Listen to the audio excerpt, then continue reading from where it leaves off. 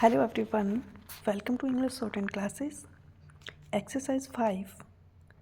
Get ready for the dictation. Start. Mr. Deputy Chairman, Sir, I beg to move that the bill to provide for the prevention, control, and abatement of air pollution for the establishment with a view to carrying out the aforesaid purposes of boards for conferring on and assigning to such boards powers and functions relating thereto and for matters connected therewith as passed by the Lok Sabha be taken into consideration. Sir, it is a matter of great pleasure to me to pilot the Air Prevention and Control of Pollution Bill 1988, which was unanimously passed by the Lok Sabha.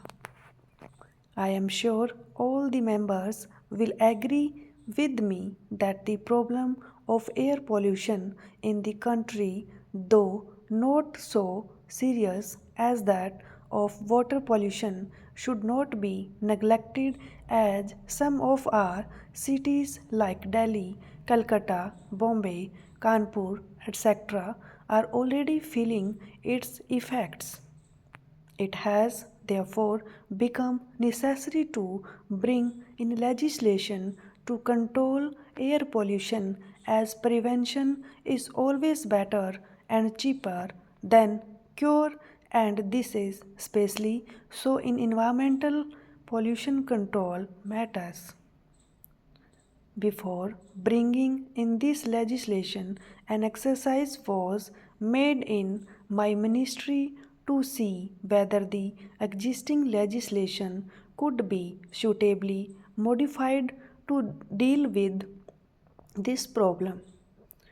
Though there are certain provisions in the Factories Act, Criminal Procedure Code, and Smoke Nuisance Act, they have been found to be inadequate. Hence, the need for a comprehensive legislation to deal with all aspects of air pollution was felt.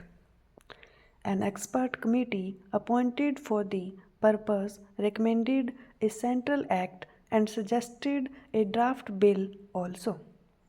This draft was duly examined and eventually a bill to provide for the prevention and control of air pollution was introduced in the last Lok Sabha in April 1987. The bill was referred to a joint committee of the two houses.